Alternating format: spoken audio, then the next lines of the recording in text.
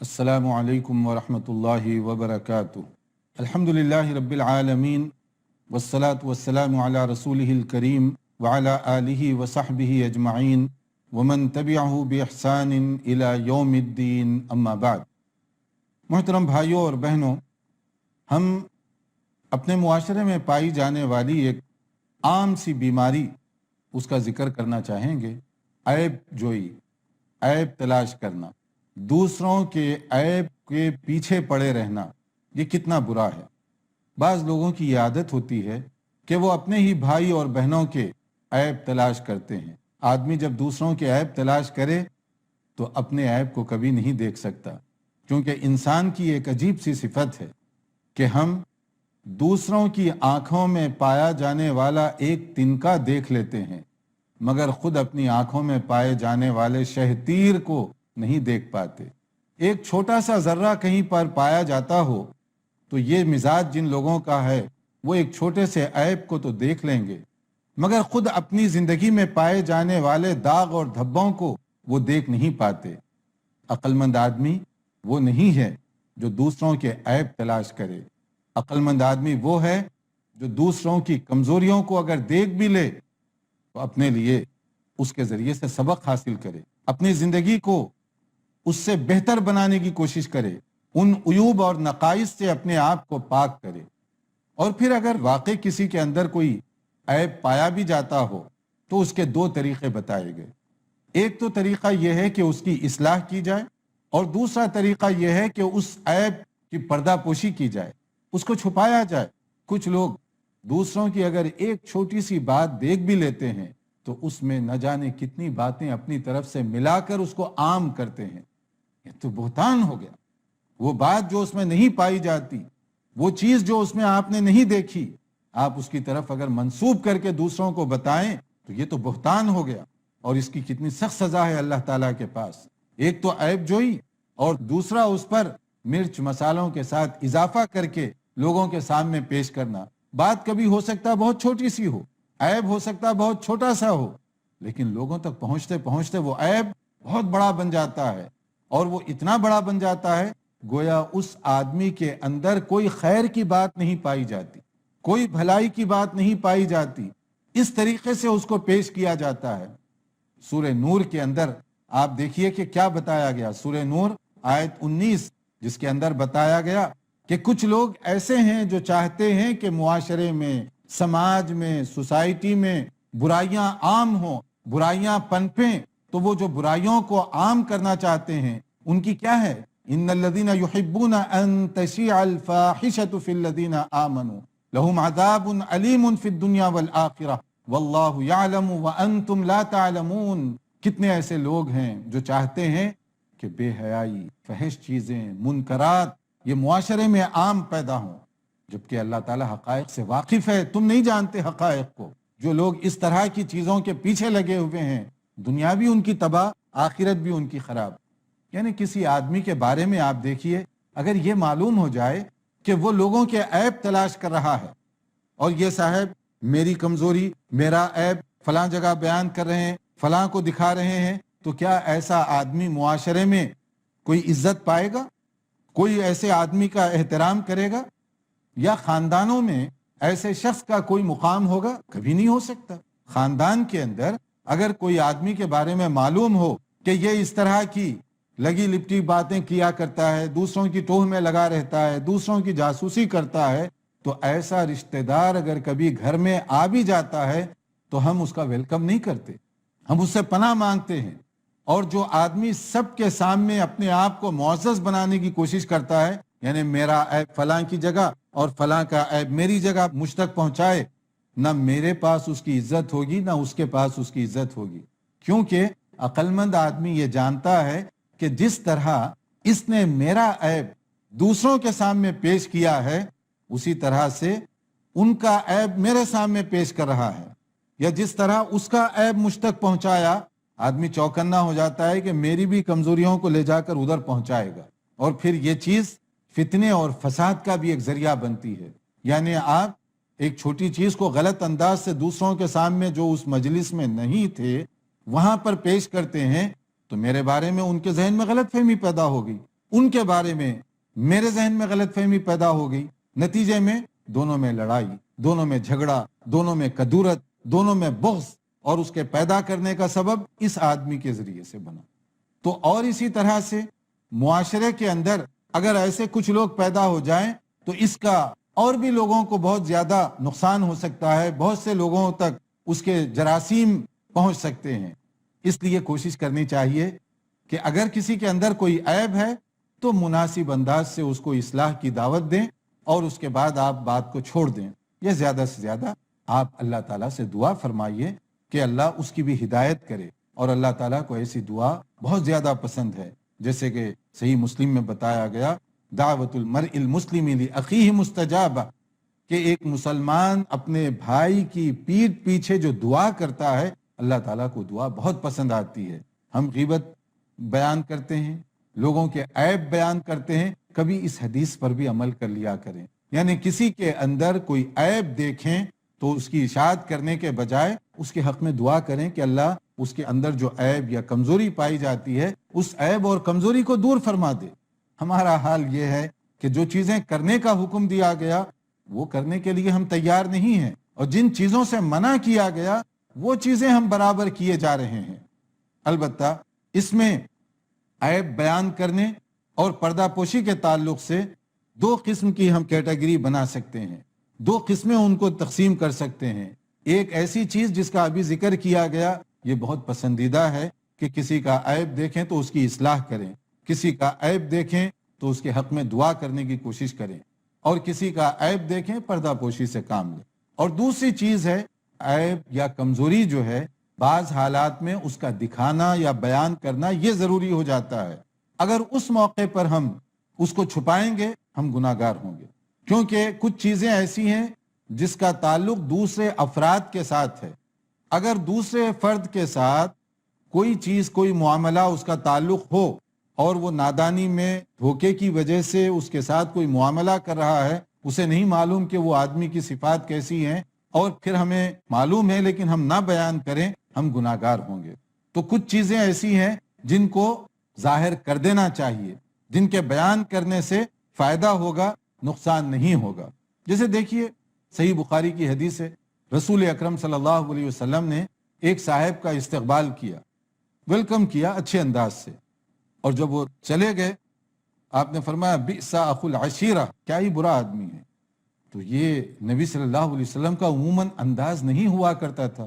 صحابہ کرام کو تھوڑا تعجب ہوا اس پر کہ آپ نے ان کے لیے تو یہ لفظ کہا ہے، پھر استقبال کیوں کیا؟ تو آپ نے فرمایا کتنے برے لوگ ہیں وہ جن کے شر سے بچانے کے لیے لوگوں کو ان کے لیے کلمہ خیر کہنا پڑتا ہے، یعنی وہ کلمہ خیر کے مستحق نہیں ہیں، مگر کیوں کلمہ خیر ان کے بارے میں کہا گیا؟ تاکہ ان کی شر انگیزیوں سے دوسروں کو بچایا جائے۔ وہ ایسے فتین قسم کے لوگ ہیں، فساد مچانے والے، کہ ان کا فساد، ان کا فتنہ دوسروں کو نقصان پہنچائے گا۔ بڑے نقصان سے بچنے کے لیے اس طرح کبھی کیا جا سکتا ہے تاکہ ان کے فتنے اور فساد سے دوسرے جو لوگ ہیں ان کو زیادہ تکلیف نہ ہو۔ اب دیکھیے اس طرح اور بھی بعض معاملات ہو سکتے ہیں جس میں اگر کسی کا کوئی عیب ہے بتانے کی ضرورت ہے۔ مثلا ایک آدمی اپنی بیٹی کا رشتہ کسی کے لڑکے کے ساتھ کرنا چاہتا ہے، رشتہ تو یہ بہت اچھی چیز ہے، اگر کوئی ایسی بات اس لڑکے میں پائی جاتی ہے جو بعد میں چل کر یہ بیٹی کے لیے نقصان دہ بن سکتی ہے یا خاندانوں میں لڑائی جھگڑے کا سبب بن سکتی ہے، تو اس وقت میں اگر آپ پردہ پوشی کے نام پر اس کا عیب نہ بیان کریں گے یہ آپ بھی گناہ گار ہوں گے۔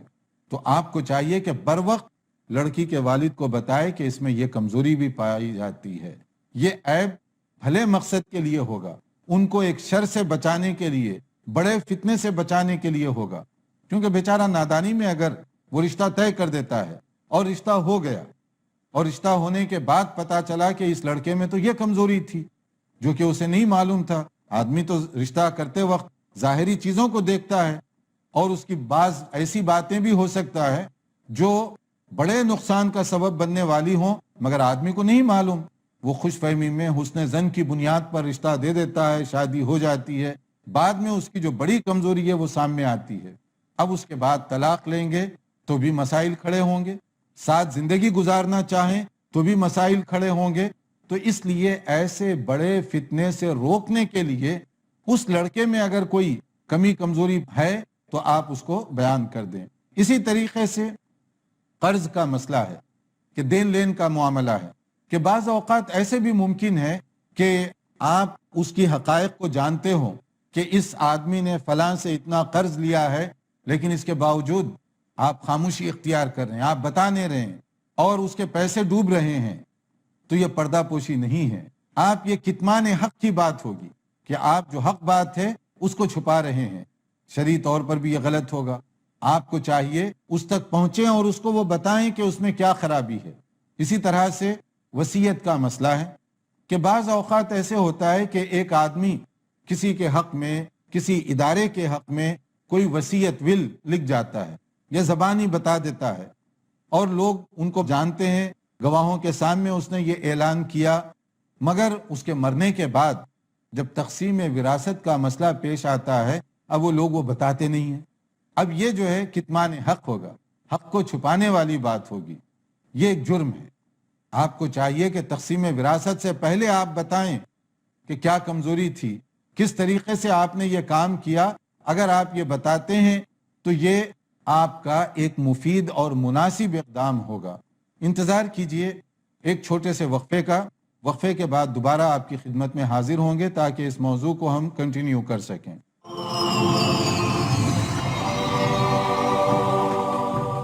وقفے کے بعد دوبارہ آپ کی خدمت میں حاضر ہیں. ہم گفتگو کر رہے تھے پردہ پوشی اور عیوب کے پیچھے لگے رہنے کے حوالے سے کہ کسی کے اندر کوئی عیب اور کمزوری پائی جاتی ہے تو کوشش کریں کہ اس کی اصلاح کریں، اس کے لیے دعا کریں اور پھر اس کو عام نہ کریں.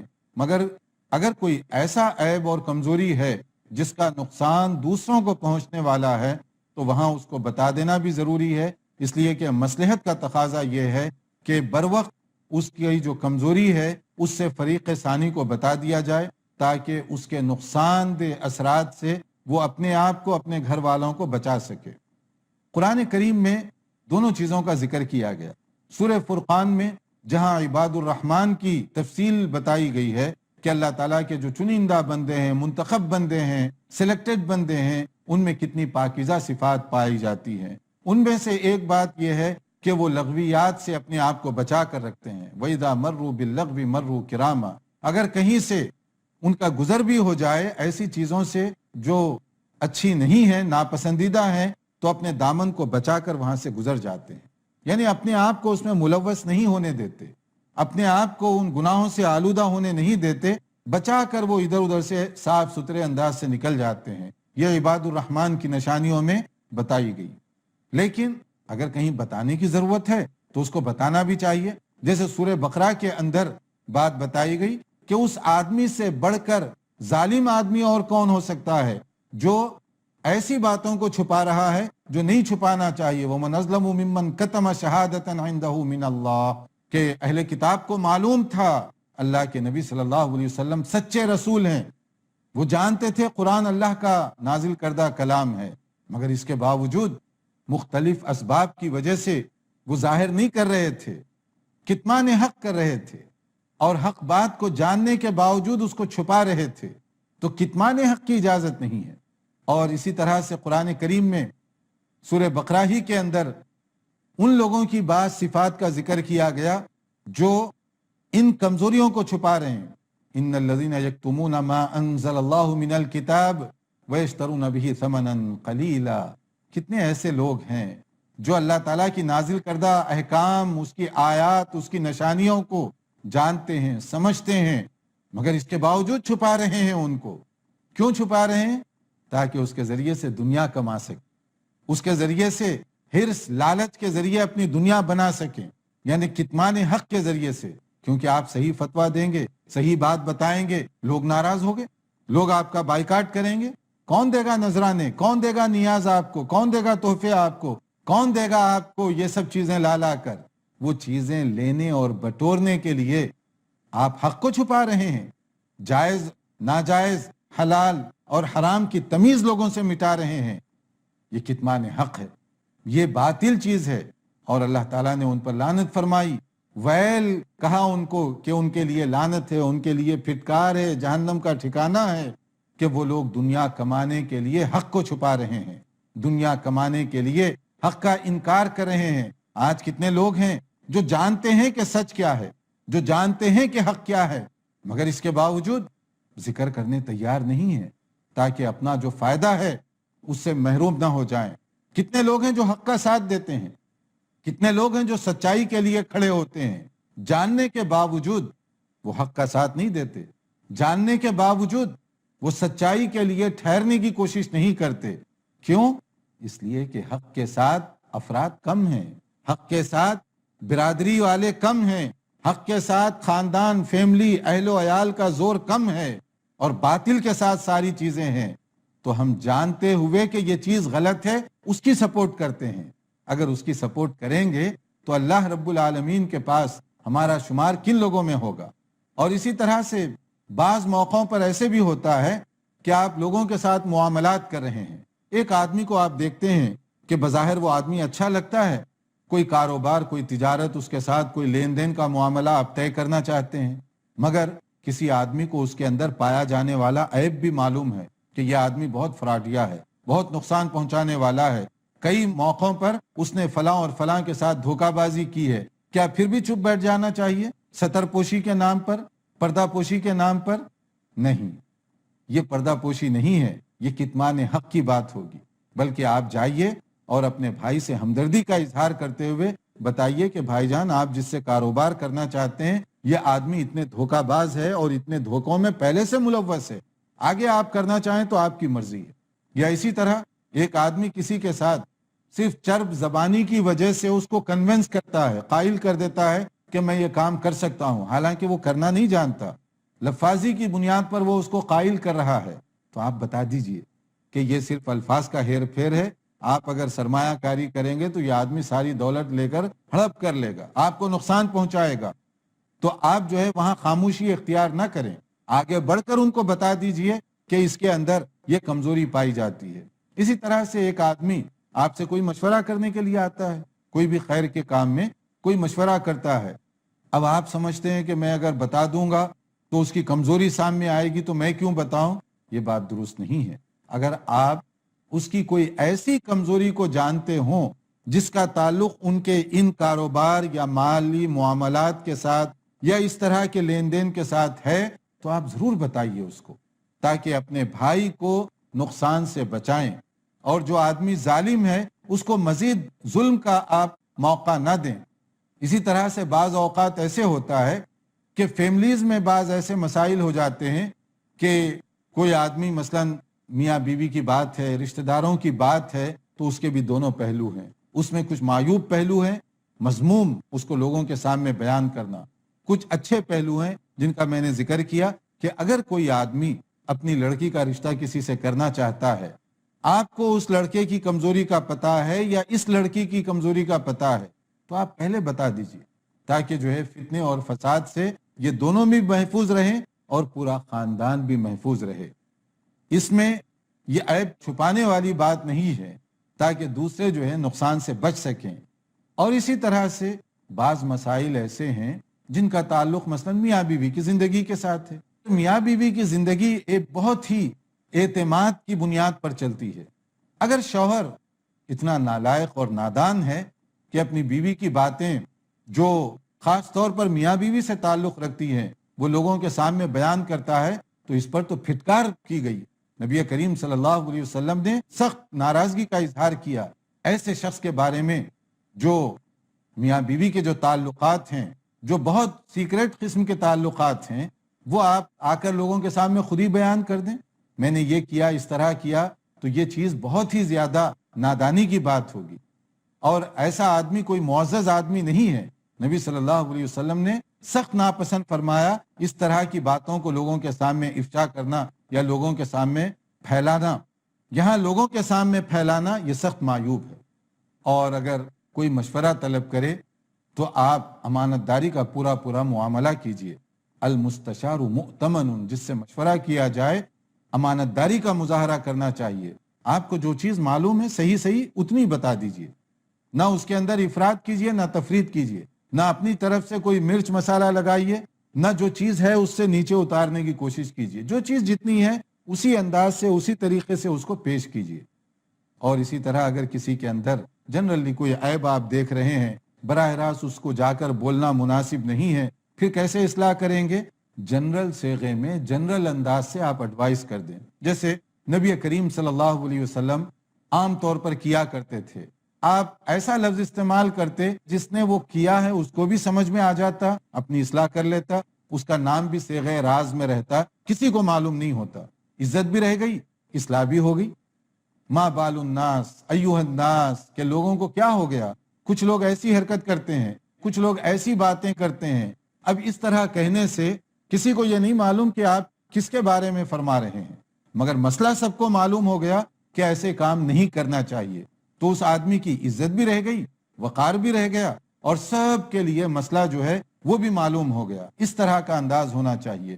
اسی لیے امام شافعی رحمۃ اللہ علیہ فرمایا کرتے تھے کہ النصیحۃ علی رؤوس الاشہاد لیست النصیحہ بل الفضیحہ، کہ تم لوگوں کے سامنے کسی کا نام لے کر اس کی اصلاح کی بھی بات کرو گے تو وہ حقیقت میں اصلاح نہیں سمجھی جائے گی، بلکہ اس کی بے عزتی اور ذلت سمجھی جائے گی۔